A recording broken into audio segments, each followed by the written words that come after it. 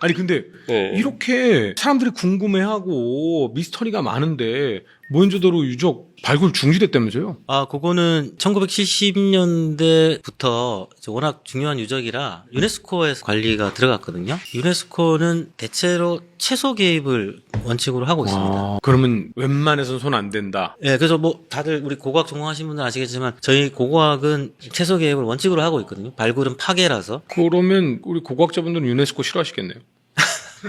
오늘도 한 15년 전 천마총 그 발굴에 대한 다큐멘터리 봤었는데 천마총에서 나온 천마도라든지 신라 금관이라든지 막 이런 걸 보면서 막 이렇게 막 감동하고 막 이랬는데 최소 발굴을 하는 순간 이런 것들이 이제 발굴하기가 너무 어려워지는 거잖아요. 그렇죠. 그거는 고고학자의 보면은 역설이긴 한데요. 천마총이나 황남대총 같은 고분군은 앞으로 당분간 발굴되기 어려울 것 같아요. 똑같은 거 보면은 영국에서 웨스트민스터 사원 발굴 안 하잖아요. 왕릉이잖아요. 일본도 자기네 왕릉을 천왕릉 발굴 못하니까 일제강점기 때 경쟁적으로 한국의 고분들은 막 발굴한 이유가 자기네 거를 못 파니까. 똑같은 거예요. 고고학은 앞으로 힘든 학문이네요. 아니 근데 또 이게 웃기는 게 지금 우리가 천마총 발굴한 것 지금 보면은 50년 전이지 않습니까? 진짜 맨주먹 붉은 피를 발굴하셨어요. 지금 보면은 아니 어떻게 저기 무식하게 하셨어 라고 할 수밖에 없어요. 정말 놀라운 게요. 그림이 발견이 된 거예요. 나무에 그려진 그림이. 그거를 막 사진 찍고 그림 그리고 막 이러시는데 나무에 그려진 그림을 이렇게 드세요. 근데 실제로 눈앞에서 이게 점점 갈라지고 벌어지는 걸 보셨대요.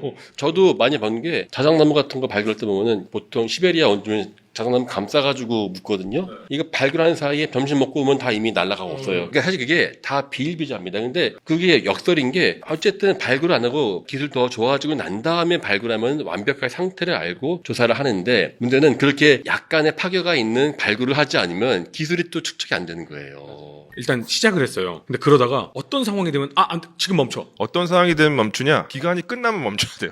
돈이 없으면. 아니, 하다가. 그러니까 왜냐면 네. 처음에 들어갈 때 이번 시즌은 이날부터 이날까지다라고 거기 이제 계획서에 들어가 있으면 그 마지막 날이 되면 끝나야 돼요. 근데 예를 들어 12월 31일까지는 하기로 했어. 지금 막 7월 달이야, 8월 달이야. 근데 멈춰야 되는 상황도 있어요. 그런 경우도 과거에 있었죠. 뭐 이를테면은 가장 중요한 상황들이 전쟁. 투탕카멘 무덤 발굴 얘기하잖아요. 근데 투탕카멘 무덤 발굴 자체는 중단되지는 않았는데 그 투탕카멘 무덤이 있는 왕들의 계곡에서 이 하워드 카터가 1914년에 발굴을 시작해요. 근데 갑자기 1914년부터 18년까지 1차 대전이 있었죠. 그래서 시작하자마자 전쟁이 일어나서 거의 한 3, 4년 정도를 멈췄다가 그리고 나서 17년 말부터 다시 재개를 해서 1922년에 투탕카멘 무덤을 발굴한 거고요. 그리고 이거는 이제 그래도 좀 난편인데 푸세네스 1세 무덤을 발굴할 때는 이것도 이제 푸세네스 1세 무덤은 투탕카멘 무덤과 더불어서 이집트에서 도굴되지 않은 상태로 고고학자에 의해서 발굴된 유이한 왕묘 중에 하나거든요. 요거는 이제 프랑스의 고고학자인 피에르 몽테라는 사람이 이제 발굴을 해요. 그러니까 여기서 이제 이 몽테가 되게 오랫동안 발굴을 했어요. 여기서는 한 1929년부터 거의 10년 가까이 이 타니스라고 하는 지역에서 계속 발굴을 했었는데 1939년에 딱 발견이 돼요. 도굴되지 않은 왕묘가. 근데 그때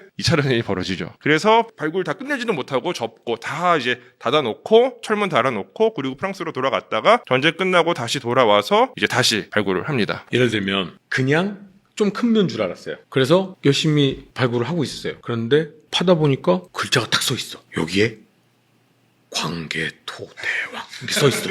이러면 멈춰야 되는 거죠. 그렇죠. 정말 맞는 게 있는데요. 지금 봤을 때 생각보다 더 많은 기술과 자본이 필요하면 일단 덮어야 돼요. 우리나라 좋은 예가 광주에 신창동이라는 곳이 있는데 여기가 아주 유명한 저습지인데 저습지에는 모든 나무나 이런 게 완벽히 보존되어 있거든요. 그 옛날에는 그 마을이 있으면 공동묘지가 있는데 공동묘지를 한참 전에 발굴을 하고 1990년대에 그 주변을 팠는데 거기 저습지가 나온 거예요. 어떡하냐? 덮습니다.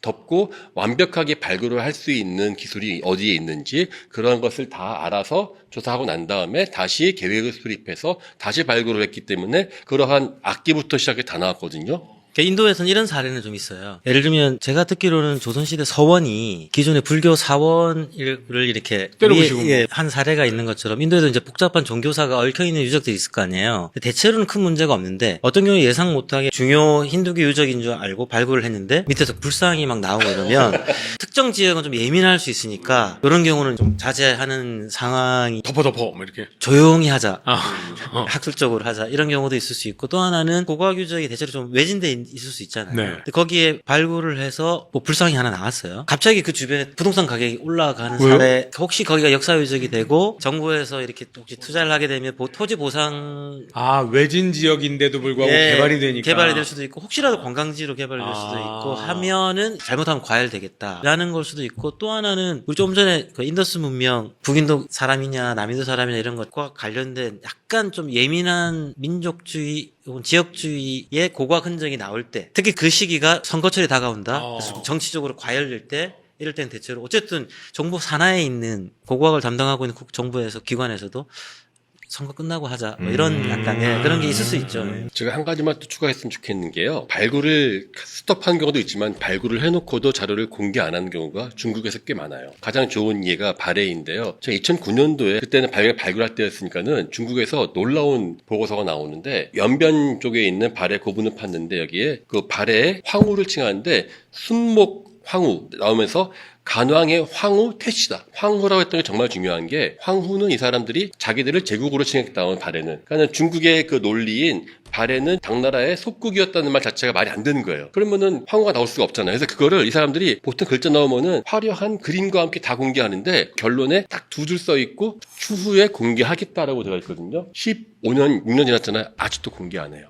앞으로도 공개 안 할 것 같아. 안 하겠죠. 그러니까 그런 식으로 우리가 이 발굴을 해놓고도 안 하는 게 더 많다. 그 이집트 사료도 하나 제가 생각나서 소개를 좀 드리고 싶은데, 대피라미드 남면에서 사실 배가 두 척이 발견이 되거든요. 1954년에 배가 발굴이 돼요. 그 중에서 이집트 팀이 하나는 꺼내가지고 복원을 해서 전시를 했었는데, 그게 이제 쿠프의 태양의 배라고 부르는 배예요. 굉장히 큰 배입니다. 길이가 한 45m 되고 넓이도 한 6m 되는 엄청나게 거대한 배인데, 그 바로 옆에서 똑같은 배를 다 해체시켜가지고 이제 묻어놓은 구덩이가 발견이 됐어요. 1954년에. 근데 여러 개 안 돼서 발굴을 하지 않고 내비로 뒀었습니다. 그러다가 1980년대에 이제 미국 팀이 가가지고 조사를 좀 하기 위해서 여기다가 내시경 카메라를 넣어가지고 살펴보니까 상태가 너무 안 좋은 거예요. 이거는 분명히 꺼내자마자 다 바스라진다.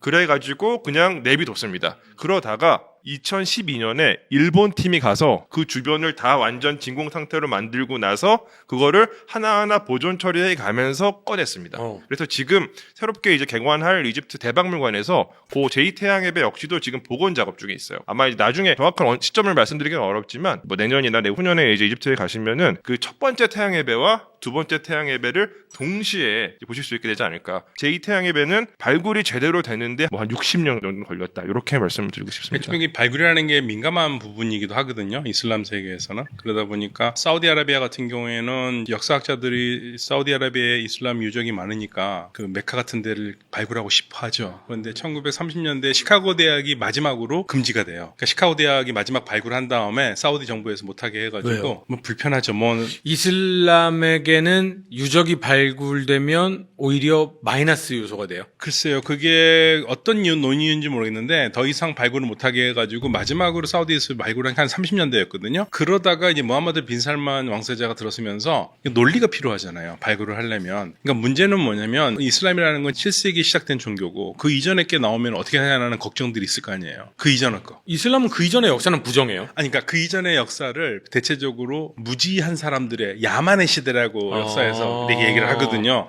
근데 과거가 팔수록 기가 막힌 게 나오면 복잡하잖아요. 아름답고 막 지성의 시대. 뭐 그럼 지성의 시대가 되니까. 근데 무함마드 빈 살만이 참 그런 면에서는 똑똑해요. 사람들한테 뭐라 하냐면 국가 발전해야 되니까 고고학 발굴하라고 그러면서 사우디에서 나오는 거 언제가 나와도 다 우리 거다. 그게 어느 거다.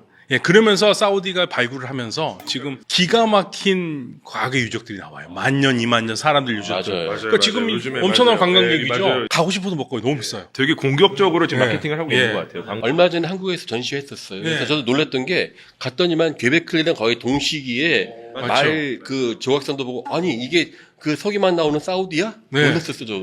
네, 맞습니다. 안각화 유적도 엄청 근데 많아요. 양각하면 어마어마하고요. 네, 근데 한번 가고 싶은데 그건 너무 비싸서 못 가요. 그럼 사우디는 이슬람보다 돈이군요. 돈이죠. 알겠습니다.